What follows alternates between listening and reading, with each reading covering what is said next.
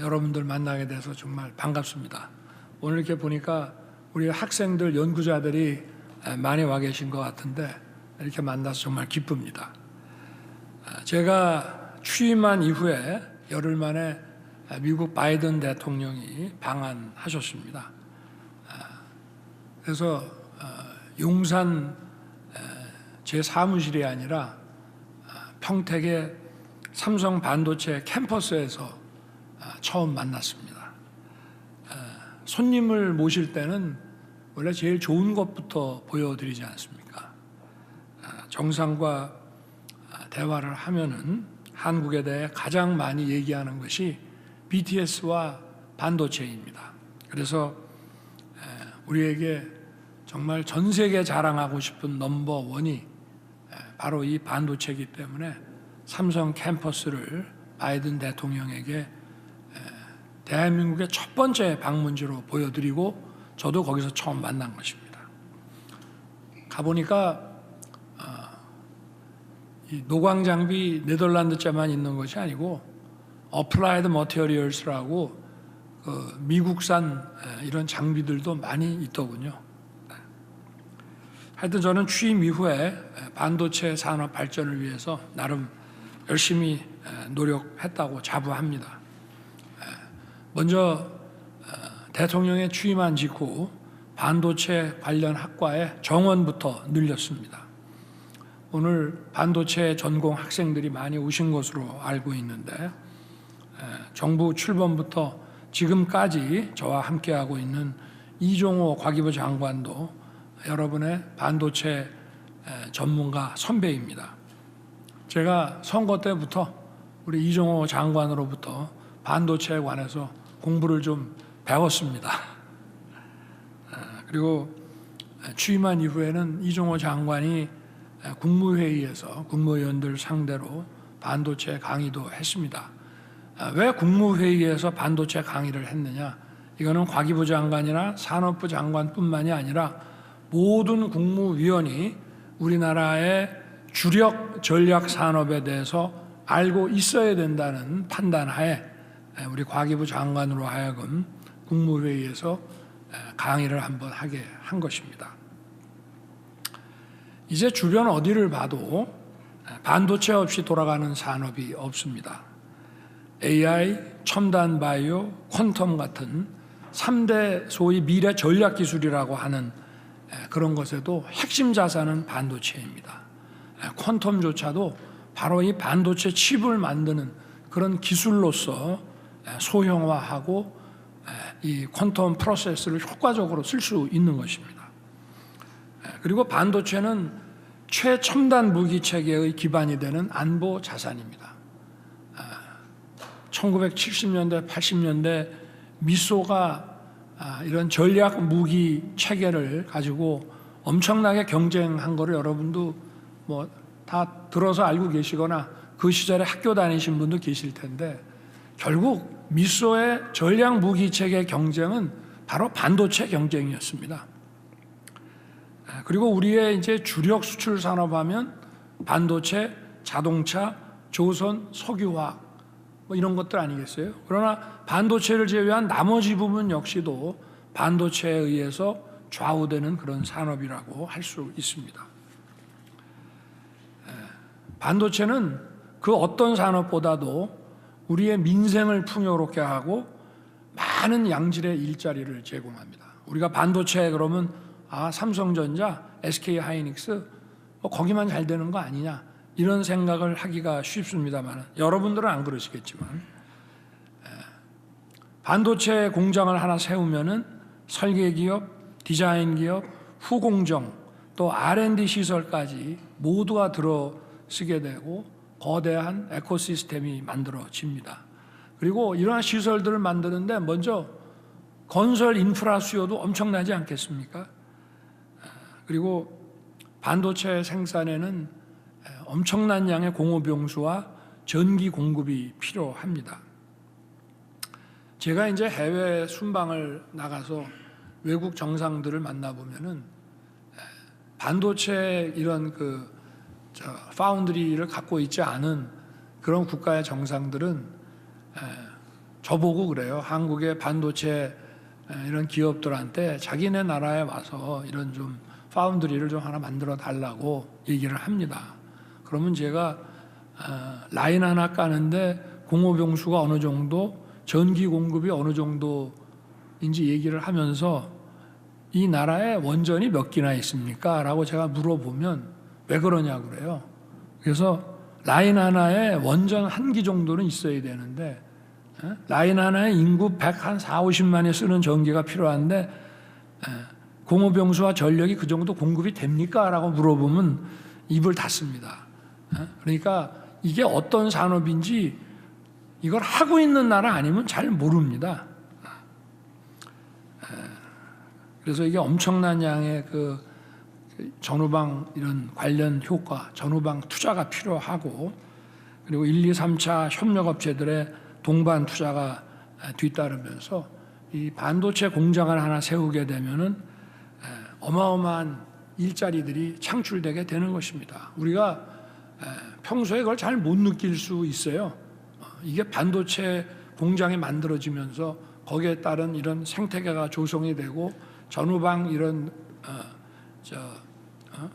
이런 동반 투자 효과가 생겨서 우리에게 이런 일자리가 생기는 건지 못 느끼는 경우가 많이 있습니다만은, 반도체라는 것은 그만큼 우리 일반 국민들, 중산층, 서민들의 민생에 엄청난 영향을 주는 산업이라는 것을 우리가 잘 알아야 될 것 같습니다. 그러다 보니까 지금 선진국들은 이런 반도체 메가 클러스터를 구축하기 위해서 아주 치열한 전쟁을 벌이고 있습니다. 미국도 과거에는 자기들이 그 파운드리 가지고 있다가 이제 설계 중심으로 하고 뭐 일본, 한국 뭐 이런 데다가 파운드리 만들고 자기네는 물건을 사가는 시기였는데, 지금은 자기들도 이걸 구축하려고 하고 있습니다. 그건 엄청난 또 고용 유발 효과가 있기 때문에 그런 것이기도 합니다. 중요한 것은 우리가 이제 반도체를 중심으로 한 과학기술 혁명의 퍼스트 무버가 되기 위해서는 천천히 순리대로 나가면 되는 것이 아니라 국가의 모든 인적, 물적, 전략 자산을 총투입해서 치열한 속도전을 펴야 된다는 얘기를 저는 오늘 하고 싶습니다. 그래서 저희가 경기 남부를 관통하는 세계 최대의 이 반도체 메가 클러스터를 지금 조성하고 있습니다. 저희들이 일단 1차적으로 예상하기에 약 622조 규모의 투자를 지금 예상하고 있는데 이미 시작이 됐고, 앞으로 20년에 걸쳐서 최소한 양질의 일자리가 300만 개는 새로 생길 것으로 예상하고 있습니다. 당장 올해부터 향후 5년 동안만 158조 원이 투자되고 직간접 일자리 95만 개가 새롭게 만들어질 것입니다.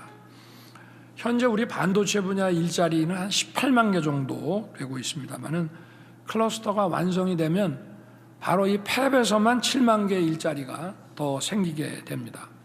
그리고 설계, 디자인, 후공정, 부품, 소재 분야 협력기업 매출도 약 200조 이상이 증가할 것으로 보고 있습니다. 지금 반도체를 전공하는 학생들로 다 채울 수가 없습니다. 그래서 더 많은 인재들이 이 분야로 몰려들어 와야 합니다. 벌써 우리나라 반도체 클러스터에서 사업 기회를 찾아보기 위해서 외국인 투자 기업들이 몰려들고 있습니다. 그 덕분에 세계적으로 이런 해외로부터 유입되는 투자가 전부 반토막 나 있는 상황에서 지난해 우리나라만 외국인 직접 투자가 역대 최대치를 기록했습니다. 반도체 산업은 아까도 말씀드렸지만 국가의 인적 물적 자원을 총력 투입해야 성공할 수 있는 전략 산업입니다. 국가의 인적 물적 자원을 총력 투입하는 데가 뭐가 있죠? 전쟁이죠. 전쟁이 벌어지면 현대 전쟁은 총력전 아니겠습니까? 반도체 산업을 키우고 세계 최고의 초격차를 유지하는 것은 바로 전쟁이라고 생각하시면 됩니다. 아까도 말씀드렸지만 반도체 파운드리 라인 하나 까는데 1.3기가와트의 원전 1기가 필요하다고 말씀드렸고, 인구 140만 명의 대전이나 광주보다 전기를 더 많이 씁니다. 기흥에 있는 삼성전자만 해도 생산 라인이 7개가 있습니다. 이 기흥에 이 반도체 라인을 깔기 위해서 이 전력 이 배송 송전 체계를 만드는 데만 해도 10년 이상의 세월이 걸렸습니다. 뿐만 아니라 데이터 센터 건설하고 또 전기차 보급이 본격화되면은 이런 고품질의 안정적인 전력 공급이 필요하고, 원전은 이제 필수입니다. 그래서 탈원전을 하게 되면 반도체뿐만 아니라 첨단 산업이라는 건 포기해야 됩니다. 그래서 이 약간 좀 오늘 반도체에서 조금 벗어난 얘기지만, 우리 민생을 살찌우기 위해서라도 이 원전 산업은 계속 발전시켜 나가야 한다는 것을 알 수 있습니다.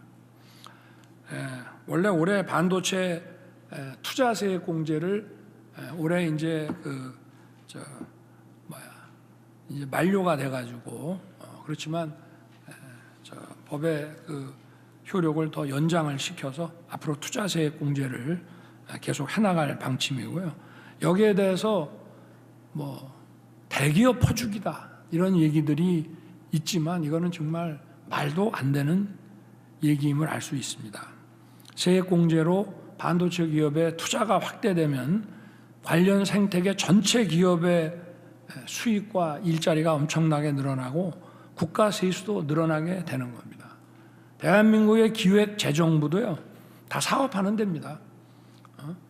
이 세액 공제 해줘가지고 세수 감소 되는 걸 그냥 볼 국가기관이 아니죠. 세금을 면제해주고 또 보조금을 지급했을 때 더 많은 세금과 재정 수입이 이루어질 거를 보고 정부도 어떻게 보면 사업하는 겁니다. 그래서 이런 대기업에 퍼주기 해가지고 재정이 부족하면 국민의 복지를 위한 비용들을 어떻게 쓸 거냐. 결국은 이거 큰 기업들 도와주고 어려운 사람 힘들게 만드는 거 아니냐. 그런 얘기들은 거짓 선동에 불과하다는 것을 우리가 다시금 명확히 해야 될 것 같습니다.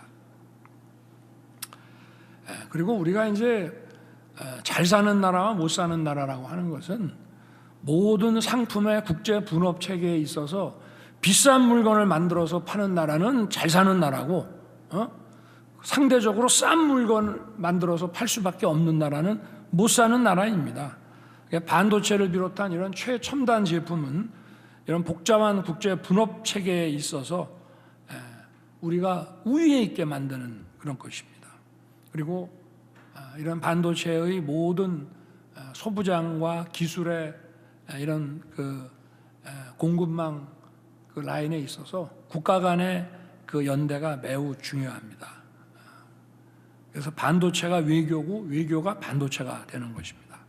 그래서 우리의 안보 동맹국인 미국을 비롯해서 또 전통적 우방국인 일본, 네덜란드와 외교 관계를 정상화하고 강화하는 데 우리 정부는 초기부터 힘을 쏟아왔습니다. 특히 반도체 장비에 있어서 세계 최고를 자랑하는 네덜란드와 작년 말에 칩 얼라이언스를 맺었습니다. 양국이 함께 자기 반도체 분야에 있어서의 초격차 유지를 위해서 서로 중요한 기술을 공유하는 것을 말합니다. 동맹이라고 하는 것은 공동의 적을 놓고 함께 대응하는 것도 동맹이지만, 산업이라는 측면에서 볼 때는 핵심적인 정보 자산을 함께 나누고 공유하는 것을 동맹이라고 합니다. 이거는 협력하고는 차원이 다른 얘기입니다.